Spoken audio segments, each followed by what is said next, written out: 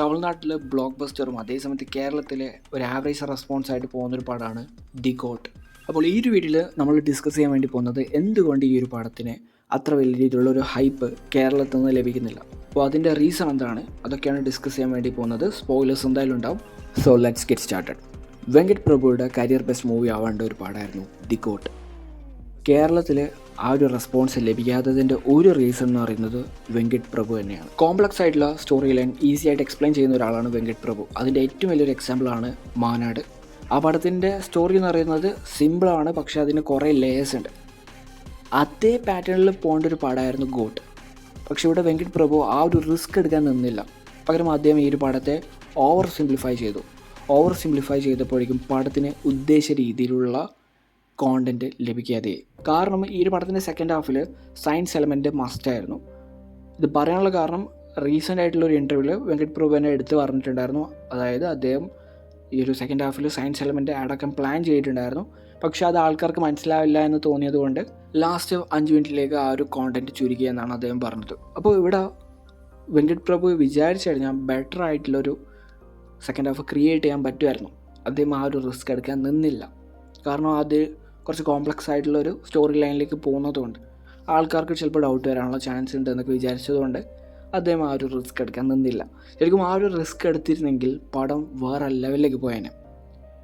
കാരണം ഈ ഒരു പടത്തിൽ ഈ ഒരു അവസാനത്തെ 5 മിനിറ്റ് വരെ എത്തുന്ന സമയത്ത് പടം ഒരു നോർമൽ പടമാണ്, നോർമൽ പാറ്റേണിലുള്ള ഒരു പടമാണ്. എന്നാൽ നോർമൽ പാറ്റേണിലുള്ള പടം ഹിറ്റായിട്ടില്ലെന്ന് ചോദിച്ചു കഴിഞ്ഞാൽ ഹിറ്റായിട്ടുണ്ട്. അതിൻ്റെ ഒരു റീസൺ എന്ന് പറയുന്നത് പാട്ടാണ്, ബാക്ക്ഗ്രൗണ്ട് സ്കോറാണ്. ഈ ഒരു പടത്തിൽ യുവൻ ശങ്കർ രാജയുടെ ബാക്ക്ഗ്രൗണ്ട് സ്കോറും പാട്ട് എങ്ങനെയുണ്ട്? ആവറേജ് അല്ല. ഇപ്പോൾ അനിരുദ്ധിൻ്റെ വൺ ഓഫ് ദി ബെസ്റ്റ് വർക്കായിട്ട് ഞാൻ കാണുന്നത് ജയിലറാണ്. ജയിലറിൻ്റെ സ്റ്റോറി ലൈൻ വളരെ പ്ലെയിൻ ആയിട്ടുള്ളൊരു സ്റ്റോറി ലൈനാണ്, നമ്മൾ കേട്ട് പഠിക്കിയ ഒരു സ്റ്റോറി ലൈനാണ്. പക്ഷേ അതിൻ്റെ മേക്കിങ്ങും അതിനേക്കാൾ ഉപരി അതിൻ്റെ പാട്ട്, അതിൻ്റെ പ്ലേസ്മെൻറ്റ്, അതൊക്കെയാണ് ആ ഒരു ജയിലർ എന്ന് പറയുന്ന പടത്തെ എൻഹാൻസ് ചെയ്യുന്നത്. അപ്പോൾ അതേ എൻഹാൻസ്മെൻറ്റ് ഈ പടത്തിൽ ആവശ്യമായിരുന്നു. പക്ഷെ അദ്ദേഹത്തിന് ആ ഒരു പടത്തെ ആ ലെവലിലേക്ക് എത്തിക്കാൻ സാധിച്ചില്ല. പാട്ട് വെച്ചിട്ട് തന്നെ എത്തിക്കാൻ പറ്റായികയൊന്നുമില്ല, ചെയ്തില്ല. അതാണ് മെയിൻ ഒരു ഡ്രോബാക്ക്. കാരണം ഇമോഷണൽ കണക്ഷൻ ഓഡിയൻസ് ക്രിയേറ്റ് ആകുന്നത് പാട്ടിന് വലിയൊരു പങ്കുണ്ട്, ബാക്ക്ഗ്രൗണ്ട് സ്കോറിന് വലിയൊരു പങ്കുണ്ട്. പക്ഷേ ഇവൻ്റെ പാട്ടെല്ലാം വൻ ഷോക്കായിരുന്നു. അപ്പോൾ ഈ ഒരു പടത്തെ ഉള്ളതിനേക്കാളും ബെറ്റർ ആക്കാനുള്ള പല ഓപ്ഷൻസ് ഉണ്ടായിരുന്നു. നോൺ ലീനിയറായിട്ട് പടം പറഞ്ഞു പോവാം, അല്ലെങ്കിൽ ഈ ഒരു പടത്തെ ഈ ഒരു സയൻസ് എലമെൻറ്റ് ആഡാക്കിയിട്ട് സെക്കൻഡ് ഹാഫ് മുതലേ ആഡാക്കിയിട്ട് കൊണ്ടുപോകാം. ഇനി അതും അല്ലെങ്കിൽ പാട്ട് വെച്ചിട്ട് പടത്തെ ബെറ്റർ ആക്കാൻ പറ്റും, അനിരുദ്ധ് ചെയ്ത പോലെ. വേണമെങ്കിൽ ഈ ഒരു പടത്തിൽ അനിരുദ്ധിനെ യൂസ് ചെയ്തിരുന്നെങ്കിൽ ഈ ഒരു പടം ഉള്ളതിനേക്കാളും വർക്ക് ആയേനെ, ഓഡിയൻസ് എടുത്തേനെ. ഇപ്പോൾ ഏറ്റവും ബെസ്റ്റ് എക്സാമ്പിളായിരുന്നു ജയിലർ. അപ്പോൾ ഇതൊക്കെ യൂസ് ചെയ്തിട്ട് പടത്തെ ബെറ്റർ ആക്കാൻ പറ്റുമായിരുന്നു, പക്ഷേ ചെയ്തില്ല. ഇനി ഈ പടത്തിലെ ഫ്ലോസ് ആയിട്ട് ഞാൻ പേഴ്സണലി കാണുന്നത് ഈ ഒരു പടത്തിൻ്റെ തുടക്കത്തിൽ ഒരു ട്രെയിൻ ബ്ലാസ്റ്റ് നടക്കുന്നുണ്ട്. അപ്പോൾ ആ ഒരു ട്രെയിൻ ബ്ലാസ്റ്റ് നടക്കാനുള്ള കാരണം പ്രഭുദേവയായിരുന്നു. പ്രഭുദേവയാണ് ഓരോ കമ്പാർട്ട്മെൻറ്റിൽ ബോംബ് പ്ലേസ് ചെയ്യുന്നത്. അതുമാത്രമല്ല ഒരു പോയിന്റിൽ വിജയനെ രക്ഷിക്കാൻ ട്രെയിനിൻ്റെ ഉള്ളിലേക്ക് വരുന്നതും പ്രഭുദേവയാണ്. അപ്പോൾ പ്രഭുദേവയാണ് ശരിക്കും പറഞ്ഞാൽ ഈ ഒരു ട്രെയിൻ ബ്ലാസ്റ്റിൻ്റെ കാരണക്കാരൻ. പക്ഷേ വില്ലൻ ഈ ഒരു പ്രഭുദേവന് പകരം വിജയനെയാണ് വില്ലനായിട്ട് കാണുന്നത്. അതേപോലെ തന്നെ ഒരു പോയിന്റ് കഴിഞ്ഞ് കഴിഞ്ഞാൽ ഈ ഒരു വില്ലൻ പ്രഭുദേവയായിട്ട് ടൈപ്പ് എടുത്തിട്ട് വിജയനെ അറ്റാക്ക് ചെയ്യാൻ നോക്കുന്നു. അതിൻ്റെ ലോജിക്ക് എനിക്കിപ്പോഴും വ്യക്തമായിട്ടില്ല.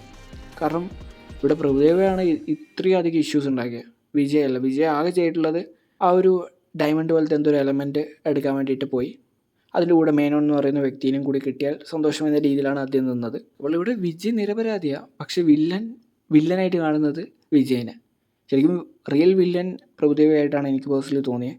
ഇനി അടുത്ത ഫ്ലോസ് ആയിട്ട് ഞാൻ കണ്ടതെന്ന് വെച്ച് കഴിഞ്ഞാൽ ഈ ഒരു മകൻ വിജയനെ റഷ്യയിൽ വെച്ചിട്ട് അച്ഛൻ വിജയ് കാണുന്നു. അപ്പോൾ സാറ്റ്സിൽ വർക്ക് ചെയ്യുന്ന ഒരാളായതുകൊണ്ട് എന്തായാലും കുറച്ചുകൂടി ചിന്തിക്കൂലേ, അതായത് മകൻ ഇത്രയും വർഷം റഷ്യയിൽ എന്ത് ചെയ്യുന്നു, എന്ത് ജോലിയാണ് ചെയ്തത്, എന്ത് ഐഡൻറ്റിറ്റിയിലാണ് ഇത്രയും വർഷം ജീവിച്ചത്, അതെല്ലാം ചെക്ക് ചെയ്യാനുള്ള ഒരു ക്യൂരിയോസിറ്റി ഉണ്ടാവില്ലേ. അതൊന്നും ഈ ഒരു പടത്തിൻ്റെ എവിടെയും ഞാൻ കണ്ടിട്ടില്ല. ഒരു ഫാമിലിയായിട്ട് സംസാരിക്കുന്ന സമയത്ത് പോലും ഈ ഒരു റഷ്യയിൽ എന്താണ് ചെയ്തത്, ഇത്രയും വർഷം എന്തൊക്കെ അനുഭവിച്ചു, അതൊന്നും ചോദിക്കുന്നതായിട്ട് എവിടെയും കണ്ടിട്ടില്ല. തായ്ലാൻഡിലുള്ള മകൻ എങ്ങനെയാണ് ഈ ഒരു റഷ്യയിലേക്ക് എത്തിയത്, അതിനെക്കുറിച്ചുള്ള ഒരു ചോദ്യം എന്തായാലും ചോദിക്കുമെന്ന് ഞാൻ വിചാരിച്ചു. എവിടെയും ഞാൻ കണ്ടിട്ടില്ല. അപ്പോൾ സാറ്റ്സിൽ വർക്ക് ചെയ്യുന്ന ഒരാളാകുമ്പോൾ ഓട്ടോമാറ്റിക്കലി ഒരു തോട്ട് പ്രോസസ്സ് നടക്കണ്ടേ, അതൊന്നും ഈ ഒരു പടത്തിൽ എവിടെയും കണ്ടില്ല. പിന്നെ ഈ ഒരു പടത്തിൽ മകൻ വിജയ്ക്ക് കൊടുത്ത ആ ഒരു ട്രോമ, വില്ലൻ കൊടുത്ത ആ ഒരു ട്രോമ, കുറേ ട്രോമ കൊടുത്ത് ആ ഒരു മകൻ ഫാമിലി മെമ്പേഴ്സിന് മറക്കുന്നു. അത് റിയലി പോസിബിൾ ആണോ എനിക്ക് മനസ്സിലാകുന്നില്ല. ഇപ്പോൾ ഒരു ആക്സിഡൻറ്റ് പറ്റി ഓർമ്മശക്തി നഷ്ടപ്പെട്ടു എന്നൊക്കെ പറഞ്ഞാൽ ഓക്കെ, ആക്സെപ്റ്റ് ചെയ്യാൻ പറ്റും. പക്ഷേ ട്രോമ ഫ്രീക്വൻ്റ് ആയിട്ട് കൊടുത്തിട്ട് ഓർമ്മശക്തി നഷ്ടപ്പെട്ടു എന്ന് പറയുമ്പോൾ എന്തോ എനിക്ക് കണക്റ്റ് ആയിട്ടില്ല. അപ്പോൾ ഈ രീതിയിലുള്ള ഫ്ലോസ് ഈ ഒരു പടത്തിനുള്ളത് കൊണ്ട് പടം പ്രോപ്പറായിട്ട് കണക്റ്റ് ആവുന്നില്ല. അപ്പോൾ കുറേ നല്ല കാര്യങ്ങൾ ചെയ്യാൻ പറ്റിയൊരു പടം തന്നെയായിരുന്നു ഗോട്ട്. പക്ഷെ പ്രോപ്പറായിട്ട് അത് യൂട്ടിലൈസ് ചെയ്തിട്ടില്ല. ഇപ്പോൾ സ്ഥിരമായിട്ടുള്ള പാറ്റേണിൽ കുറേ പടങ്ങൾ ഇറങ്ങിയിട്ടുണ്ടെങ്കിലും പാട്ടും മേക്കിങ്ങും വെച്ചിട്ട് പടം വേറെ ലെവലിലേക്ക് എത്തിക്കാൻ പല മേക്കേഴ്സിനും സാധിച്ചിട്ടുണ്ട്.